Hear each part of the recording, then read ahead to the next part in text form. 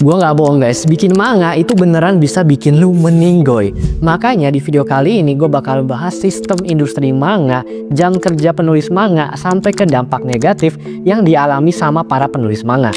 Oke, kita bahas dari sistem industri manga dulu. Jadwal rilis manga paling umum di Jepang itu ada yang bulanan sama mingguan. Tapi kayaknya manga-manga terkenal kayak Naruto, One Piece, JJK itu kebanyakan mingguan. Manga yang rilis mingguan itu biasanya berisi 15-20 halaman per chapternya. Sedangkan manga yang bulanan itu biasanya sekitar 30-50 halaman. Contohnya tuh Attack on Titan. Jujur ya guys, sebenarnya menurut gua kayaknya manga bulanan itu lebih work-life balance lah buat para penulis manga. Tapi kita harus ingat sisi pembacanya juga guys. Menurut gua pasti manga yang rilis mingguan itu akan lebih cepat populer karena kan liris terus tuh tiap minggu, jadi hype-nya tuh cepat kebentuk.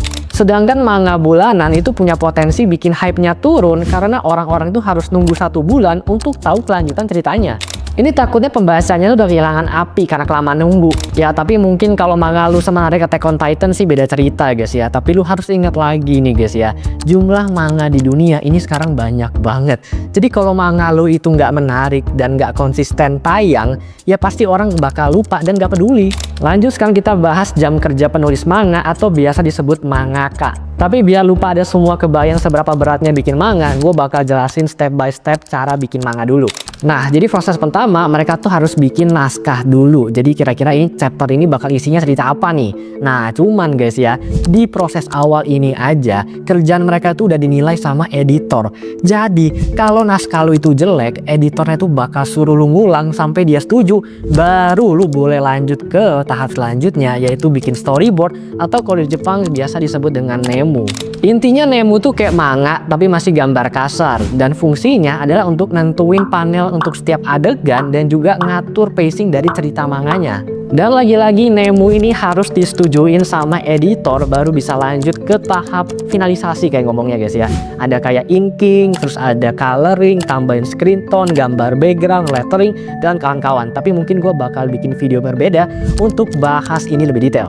Oke, sekarang lu pada udah paham nih guys ya sistem pembuatan manga seribet apa.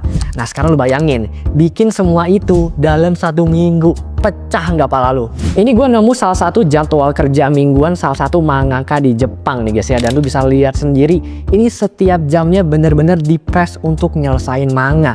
Dan kalau gue lihat lebih detail lagi, dalam 1 minggu ini orang cuma punya free time 3 jam.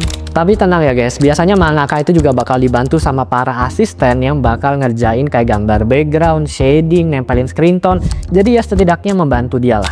Nah sekarang udah pada kebayangkan seberapa brutalnya jam kerja mangaka. Dan jam kerja brutal ini juga berdampak langsung ke kesehatan para mangaka. Kita mulai dari mangaka nomor 1 di dunia dulu guys ya, Eiichiro Oda, penulis One Piece. Nih katanya guys, Eiichiro Oda tuh cuma tidur 3 jam sehari. Bahkan yang lebih gila, dia tuh suka sengaja kelelahan dan juga kelaparan karena dia tuh merasa kalau dia lagi kelelahan dan kelaparan, dia tuh bisa dapet ide menarik. Ini udah gila nih orang. Oda sendiri juga beberapa kali hiatus bikin manga One Piece karena sakit. Contohnya di tahun 2013 dia itu kayak kena semacam infeksi apa gitu guys ya, dan itu bikin dia hiatus. Dan di tahun 2022 dia tuh juga sempet harus operasi mata karena matanya bermasalah. Tapi bukan cuma Oda guys, penulis Hunter x Hunter yaitu Yoshihiro Togashi itu juga sampai kena sakit punggung kronis karena bungkuk terus untuk gambar manga. Dia juga sampai terkadang mikir guys ya, ini antara manganya itu tamat duluan atau dia yang meninggoy duluan. Bahkan penulis manga Full Metal Alchemist yaitu Hiromu Arakawa itu tetap nulis manga saat dia hamil dan juga setelah dia baru melahirkan. Sebenarnya editornya tuh nyuruh dia untuk pakai semacam ghost artist untuk bantuin dia gambar. Jadi dia tetap nulis ceritanya, tapi yang gambar tuh orang lain. Tapi dia nolak guys, dia tetap pengen gambar sendiri. Dan ini menurut gua salah satu aspek positif dari orang Jepang, tapi kalau over mungkin bisa negatif juga guys ya. Yaitu adalah dedikasi mereka terhadap karya mereka tuh gila banget. Bahkan bukan cuman manga, di industri apapun mereka tuh sangat berdedikasi banget guys ya. Bahkan bikin ramen aja mereka tuh sampai serius banget. Cuman mungkin justru aspek positif ini kadang-kadang mungkin membahayakan mereka sendiri juga, terutama di kesehatan gitu guys ya.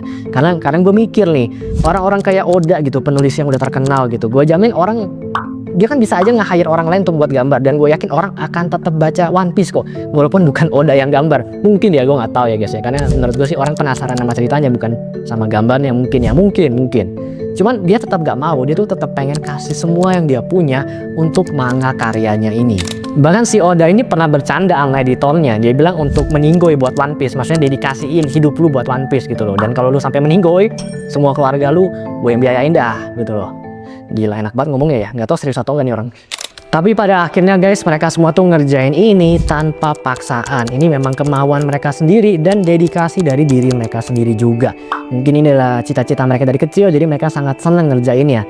Dan itu contohnya gue sendiri. Gue itu juga dari kecil memang pengen punya IP yang mendunia lah ya. Bisa jadi kayak the next Disney, One Piece, atau apapun itulah. Gue pengen bikin kayak gitu loh. Makanya sekarang gue lagi fokus untuk nulis manga gue sendiri yang judulnya Edrava. Singkatnya, manga Edrava gue ini menceritakan tentang dunia yang dikuasai oleh monster tumbuhan dan memaksa manusia untuk tinggal di atas pohon.